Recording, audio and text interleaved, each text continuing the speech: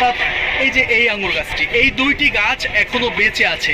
এই দুটি গাছই মোগল আমলের। তার মানে একটাবার চিন্তা করুন যে এই দুটি আঙ্গুর গাছকে মানে আল্লাহ যদি মেরে ফেলতো তাহলে আজকে আমার দেখার সৌভাগ্য হতো না, কিংবা আপনারা যারা দেখছেন তাদেরকেও আমি দেখাতে পারতাম না। সত্যি এ এক অন্যরকম অনুভূতি। সম্রাট শাহজাহান কিংবা মমতাজ কত অবসর কাটিয়েছেন এই বাগানে। কখনো হেঁটেছেন, কখনো হয়তো গাছ থেকে তাজা আঙুর পেড়ে খেয়েছেন, খাইয়েছেন ভালোবাসার প্রিয় মানুষটিকেও।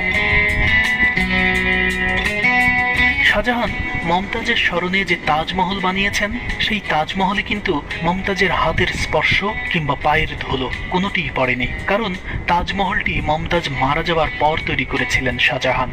কিন্তু এই আঙ্গুর বাগান কিংবা আজকের ভিডিওতে যা কিছু দেখবেন সবখানে শাহজাহান